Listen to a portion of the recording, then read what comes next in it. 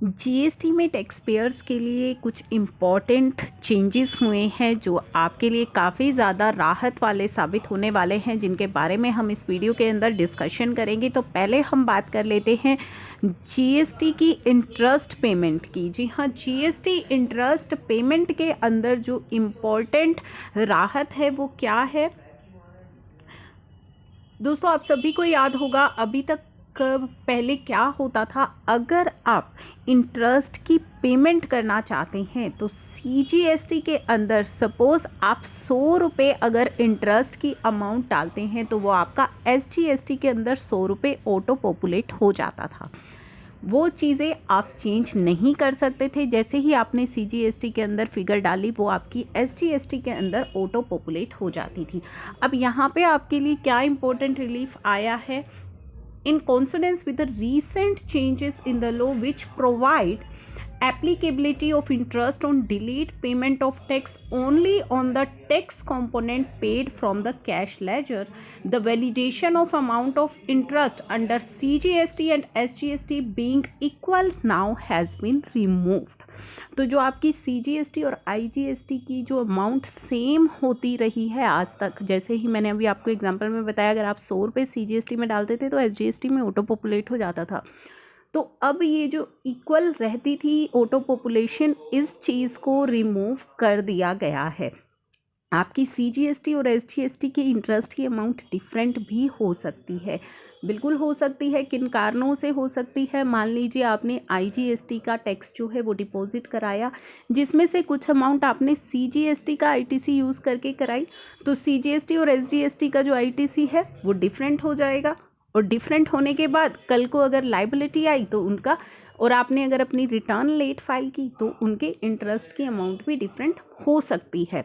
तो ऐसा बिल्कुल पॉसिबल है कि आपकी सीजीएसटी और आईजीएसटी की जो इंटरेस्ट की अमाउंट है वो डिफरेंट हो सकती है।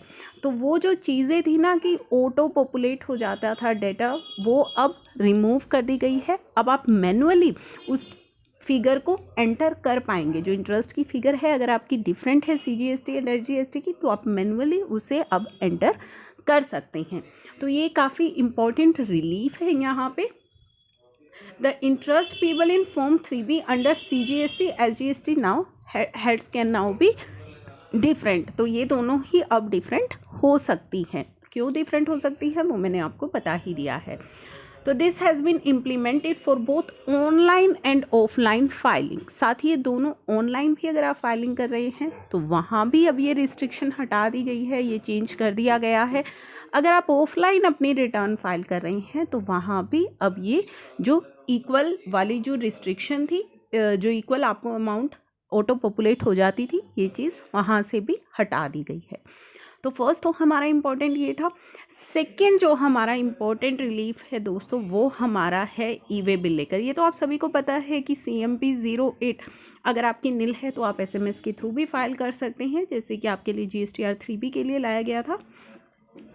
ई वे बिल जो है, अगर आपका अनब्लॉक हो गया है, सॉरी अगर आपका ब्लॉक हो गया है तो अब आपको उसकी अनब्लॉकिंग के लिए ई वे बिल पोर्टल पर जाने की ज़रूरत नहीं है। आप GST पोर्टल पर भी आपकी ऑनलाइन फाइल कर सकते हैं application form GST EWB 05 for unblocking of e way bill generation facility. तो पोर्टल पर भी आप GST पोर्टल पर भी अनब्लॉक करा सकते हैं, आपको ई वे बिल पोर्टल पर यहाँ पे विजिट करने की ज़रूरत नहीं है।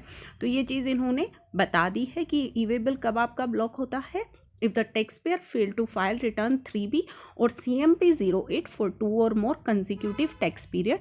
For unblocking of e way bill आपको e way GST EWB 05 application आपको फाइल करनी होती है। तो वो आप अब फैसिलिटी आपको GST पोर्टल पर प्रोवाइड करा दी गई है फ्रॉम 28 नवंबर से, to file application for unblocking of e way bill.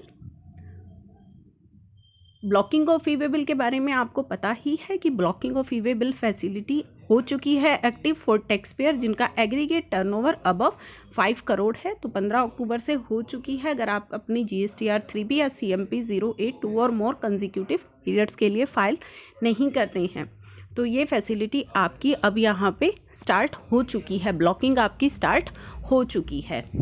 तो ये दो मेजर रिलीफ थे जो मैंने आपको बताए हैं, साथ ही आपकी GSTR 3 भी अब ऑटो पॉपुलेट होकर के मिलने लगी है, जो कहाँ से ऑटो पॉपुलेट होती है, GSTR 1 के बेसिस पर और आपकी 2B के बेसिस पर वहाँ पे ITC आपको ऑटो पॉपुलेट होकर के मिलता है। ये आप सभी को पता है।